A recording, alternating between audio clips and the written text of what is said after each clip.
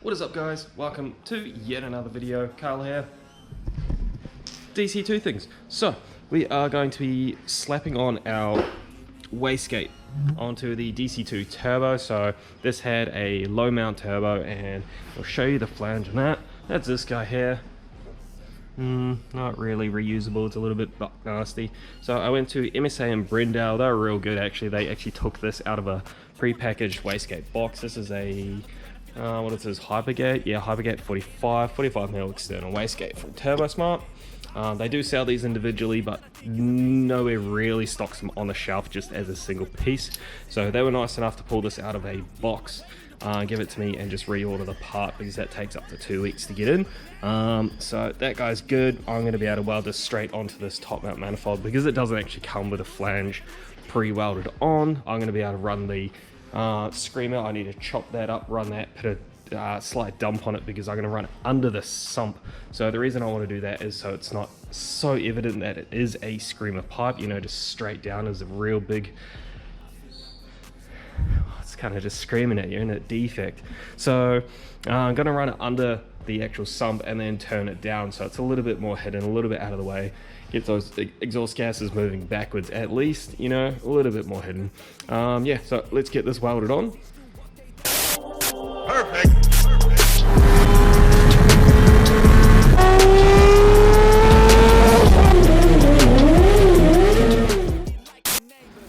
Alright, wastegate is on. It's not completely welded all the way around, so what I'm doing is I've left the wastegate on because there's a big chunk of material there that helps to dissipate the heat, and having it clamped down means that your two flat surfaces on the V-band are going to stay true to each other. Even if they do slightly walk around a bit, they're going to generally stay nice and tight, so you don't get all of this kind of leakage here. That's after it's been wiped down. It was really bad. So we've got like about halfway around the outside of that. I'm going to leave that to sit for a bit, let it cool down a bit. It's always good. And we're going to start chopping up the screamer pipe. So I'm just going to lop a section off, and then I'm going to get some more tube. I'm going to cut a couple of pie sections and just kind of make a 90 so we can dump that straight back down onto the ground so it's not going straight backwards. And that'll be nice and simple. And you can see here all the black around the edge there is exhaust gas that has escaped the V-band, and you know that's kind of negating the point of the V-band in the first place. So we're going to try and clean that up and get these surfaces flat again. Just a smooth file and some block and sandpaper should clean that up nicely. But yeah, let's get this part done too.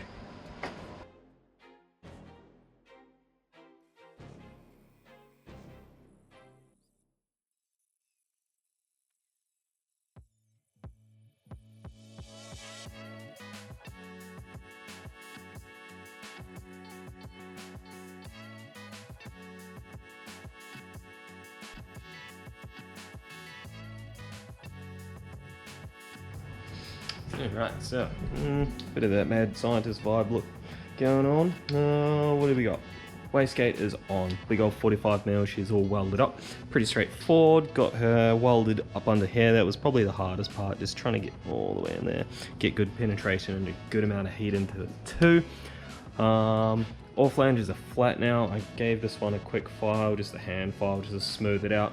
We got that nice and flush, so hopefully that won't leak as much as it did before. I'm not too sure if it's perfect, but we'll find out. We can always take it back off and file it more, but better to do little bits at a time. We got a little turn down on the bottom here, so that's going to kind of deflect all the heat and exhaust gases yeeting out of there downwards, out of the way. And this is going to clear our down pipe, which comes off the back here and runs down, and this runs right next to it. It's still a bit toasty, but yeah, that's our wastegate setup done. Looks pretty good.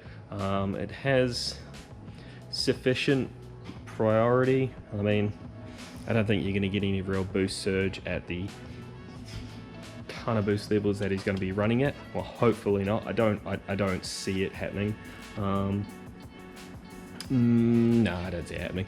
And yeah, well, that's that part done. So next up, we can actually start kind of, I guess, reassembling the turbo, because we can actually install it now. So we're going to go through and clean and check everything on this turbo. I've already cleaned the rear housing, but I need to check everything on this. On disassembly of this turbo, the bolts holding on the rear housing were in fact loose, so I was concerned with contact of the wheel on the housing, and there's nothing too detrimental, there's nothing really bad or any big scores or anything on the housing or anything itself, but they were loose, so obviously disassembly and inspection of the whole thing is in order. So we're going to do that, just finish checking everything out, clean everything out, make sure it's all good to go, get all the carbon build up and stuff off, just give her a new fresh start. I'll get that together, I'll get that on the car. Well, always get little hurdles. This little guy is the turbo compressor seal. Sits or should sit around on the front, but been soaked in oil for so long, she is fallen apart.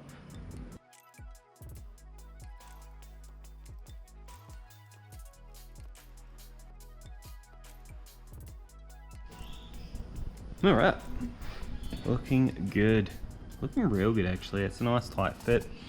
Turbo is all set up, built back together. There is a split in the oil soaked compressor housing O-ring, so I still need to get another one of those. I didn't manage to find one today, so we'll have to go out tomorrow and try again. I might call around this time. So you can see our wastegate and everything, like tube and stuff, fits nice. You can see she just dumps down there, but from the top you don't really notice it. Downpipe fits, that's all bolted up. Our manifold is finally bolted on, so we don't need to take this guy off again, which is good. Just thinking what's next.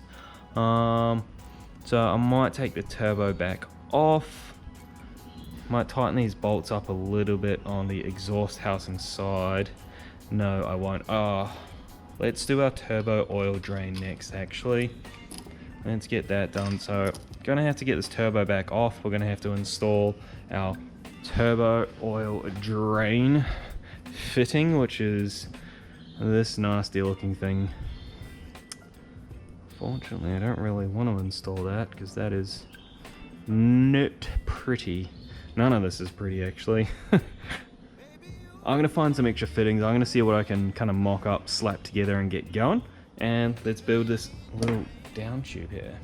So we have our little drain going on down there. So everything's bolted up now. It's all fixed in place, gaskets and all. You can see our drain line runs down. We've got a new fitting down there and new fitting up the top too. Comes out and away, moves nice and away from that exhaust header there, that runner. You can run it through the middle, and I think one of the boys actually has the same manifold and he runs his through the middle perfectly fine. I dare say, not 100%, but I dare say he runs a sleeve on it much similar to this exhaust sleeving here, this turbo blanket. That stuff down there is good for where it is, but I would not probably run that through the middle of two runners. It might work, might not, but risky business running oil through hot stuff. So that's what we got for that guy. That seems pretty good and in place. Spins up beautifully now. Once it got a good clean, once I cleaned out that core section, we actually tightened the rear housing bolts as well. She spins real nice. Looks good with the old turbo beanie on there. We're going to try and keep a lot of this heat retained. I think he's going to go with a built motor in the future, so the more we can do now to retain all the heat and just make everything bolt together later on means rods, pistons, maybe even sleeves in the future. And he's got big power, he doesn't need to worry about all the small little finicky things. Wastegate is all plumbed up, that is looking good. Dump pipe is looking good, especially under the car, so we'll go under and have a gam at that too. Gimbal might play up under the car, but that's alright. So here we have it, like our screamer and whatnot. Looking good, looking real good. So that's going to come out and just go straight into the ground there. Yeah, gimbal doesn't like playing around upside down. Clears the old rad support, plenty of room under here. All of our welds look good, fittings are looking good. I am going to have to cut up this intercooler piping quite considerably just to move it around and get it good. We got good clearances. Sump clearance is definitely a lot better than what it was. I am a little concerned with this little bit down here, but trying to get the angles and stuff and trying to get it nice and smooth and everything with the pieces that I had. That is as good as I'm gonna get with that. We could probably in the future, if needs be, really dare say he's gonna have to go up in wheel size. These are a bit small to be running this kind of power, but yeah, ride height wise we might need to go up a notch because yeah, that's 2.5 inch exhaust. You can see how low that hangs for a 2.5, and he's going up to a 3. So when you go to the 3 on these, that's gonna come down all pretty much the same height as this guy here. And yeah, you can imagine scraping for days. But we're looking good. On to, I think, actually, oh jeez, I'm too old. Radiator time. We're gonna sort out this radiator because we have an issue with, I actually started that a little while ago, just playing around late at night. Radiator. Now, if we have a look on the bottom, you can see this foot, that foot there. There's a foot there. There should be 2 on this, but this is an DC, so we've only got 1 down there. You can see where it sits, and this is the issue. So we'll try and fit all this in without knocking everything over. Always best to use 2 hands with the radiator. So, boom, that, no shit showing how that's gonna fit. Well, yes it will, but it is gonna be right up against, so yeah, no. So this is where it would sit, except about 1/2 inch, like 2 centimeters to the right, and you can see with our dump pipe, the room that we got down there, and our external wastegate being a big boy too, look how close that is.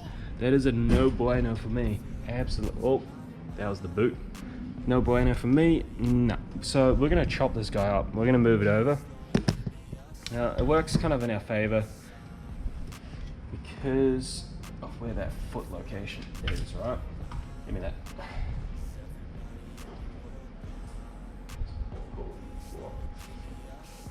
So where that sits, this radiator sat in there perfectly fine. It just sat on the 1 foot there. I'm going to cut that off.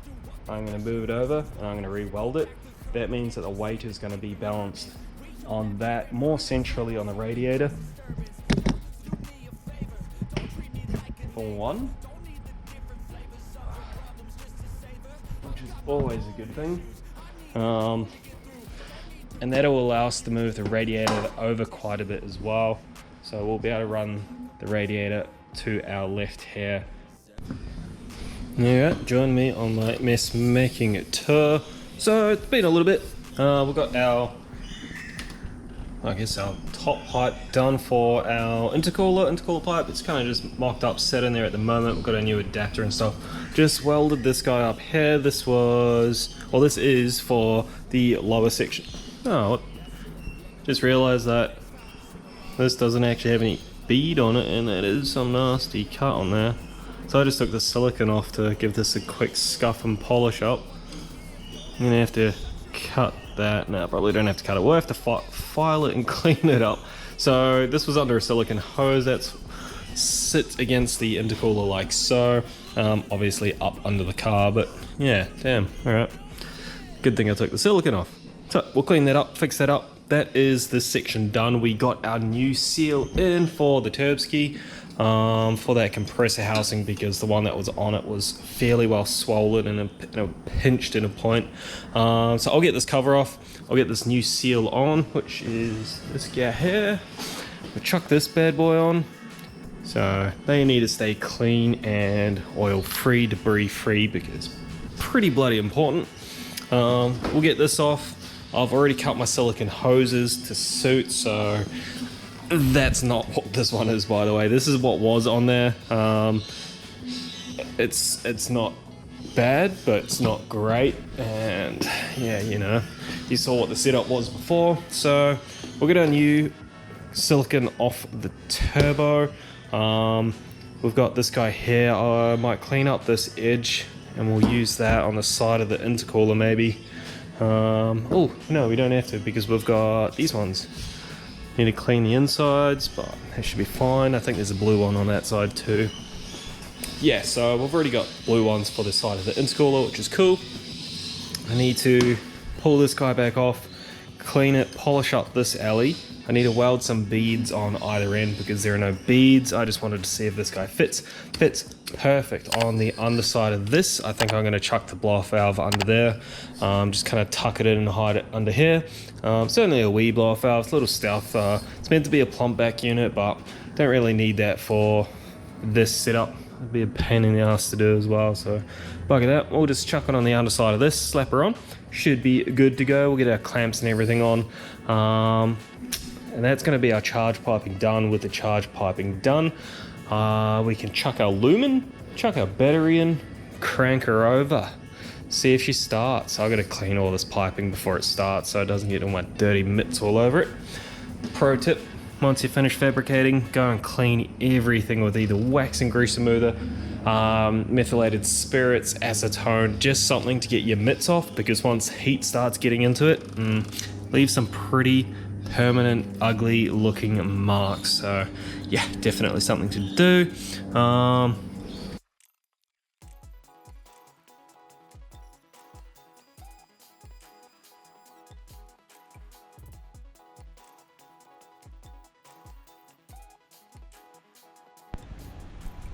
Whew. All right, kids, so she's got oil, fluids, most of the get some oil dripping there. Most of the coolant is in. Ready to rock, I guess. Let's try out this first start business. See if it starts without doing the base timing. It should be the same as it was. It's already been done. Should be ballpark close. Plugs are in. Injectors are plugged in. I just had to repin a couple of them. The actual pin was coming out of the plastic plug. There's some pretty sketchy looking taped up wires and stuff, but the same as the gauges. If I get into that, it's gonna snowball and I'll be doing this for another fucking 6 hours. So we just left the gauges, the brilliant Chinese gauges. Left the injector wiring because we know it did work, and it's a little bit better now. It's clipped in much better. See if it does anything. Oh, it is muggy today. There we go. Yeah. Yeah. Our alarm was on. So let's watch.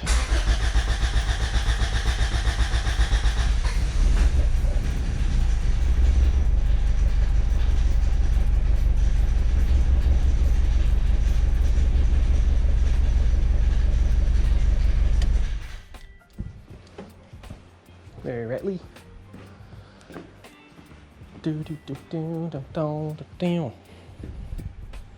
we got fuel pressure, oil, all of that. Oh, this guy would have been the rattle. Tighten that up. It's really hard to tell with this car because of the Chinese mounts. Like, they are solid.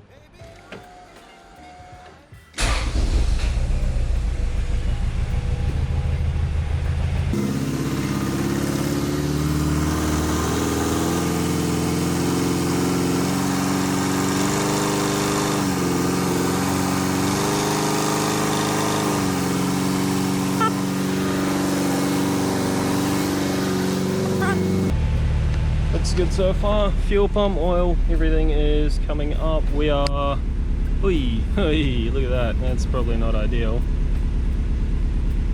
A little bit on the lean side there. This is warm up and idle, so it should be a lot fatter than that. A lot fatter than that.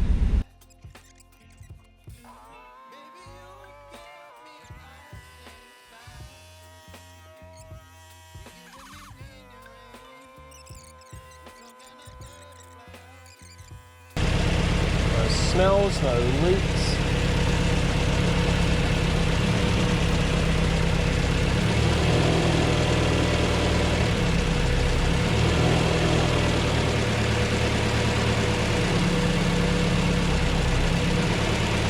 That's concerning.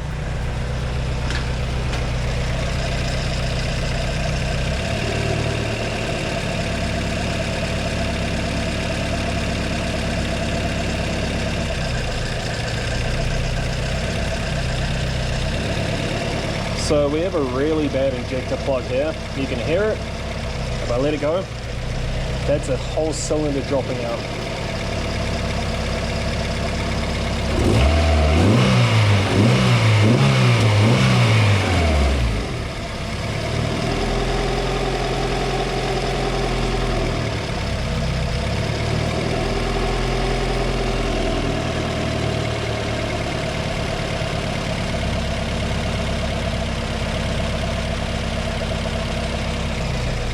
Not good, not good at all.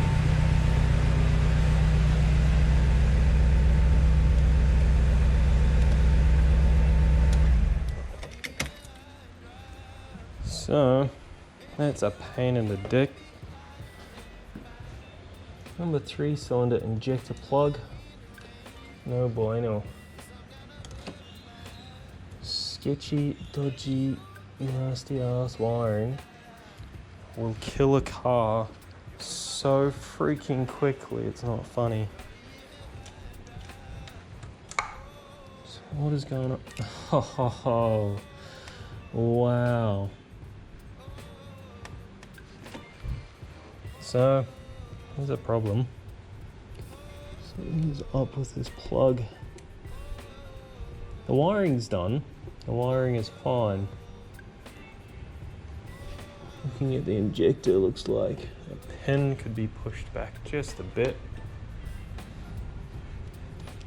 So one of our pins is facing towards the front of the motor slightly more than the other, and that might be doing the old ejectocito cause I'm pushing this pin out.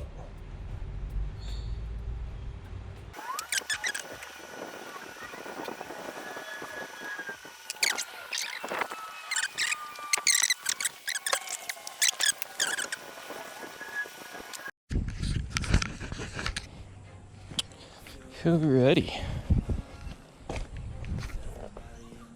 Yeah. Car is alarmed again,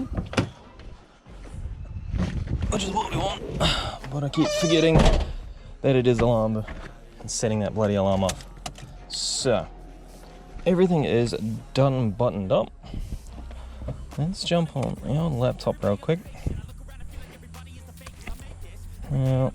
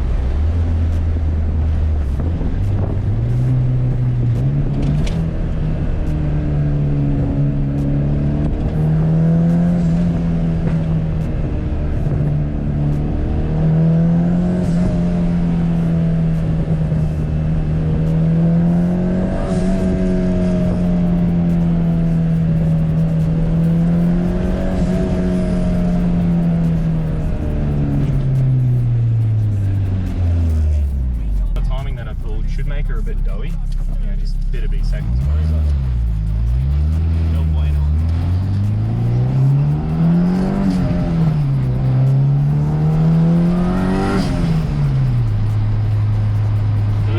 That's only 3 psi.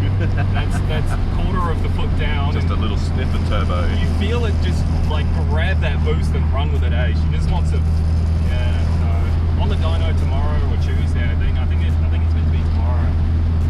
See what she makes, but fucking happy. Engine braking in.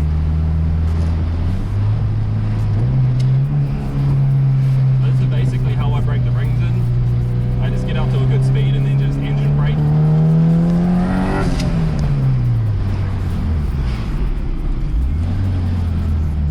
And it just kind of seats your rings back in.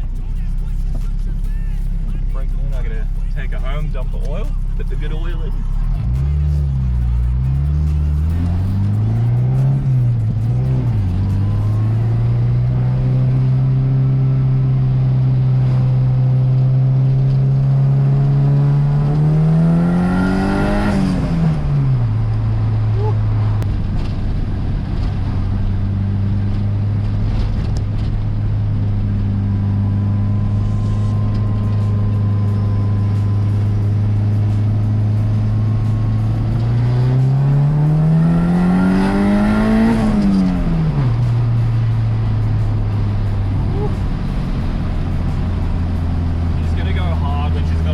timing and shit back in her. Yeah. Properly fueled.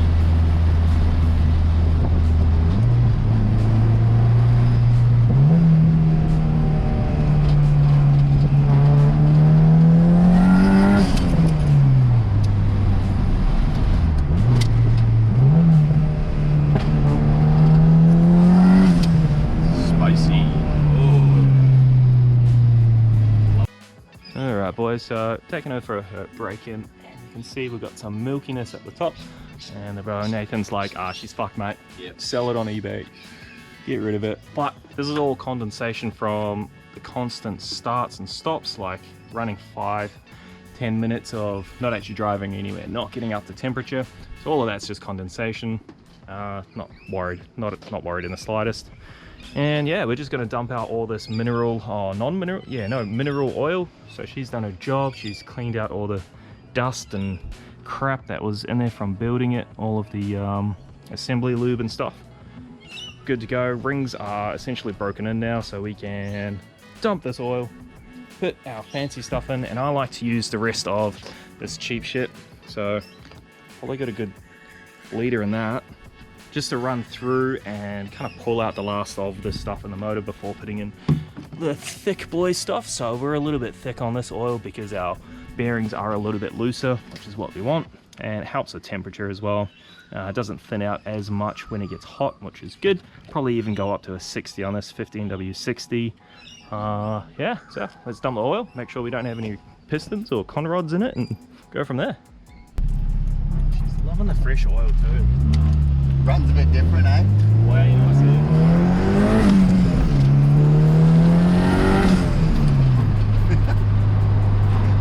That's about half throttle.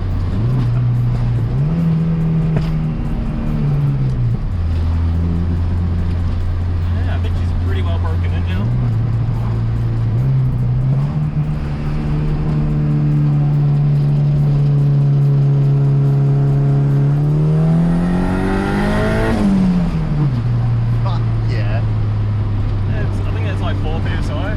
Oh, true. So it's still well and truly under what she's got.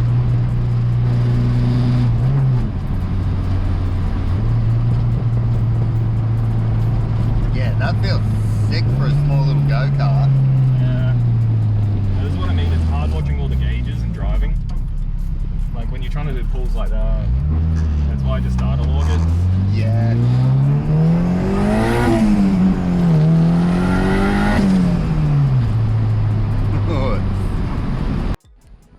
Alright boys, so that is that done. She's broken in, makes a good whack boost, good 5 psi.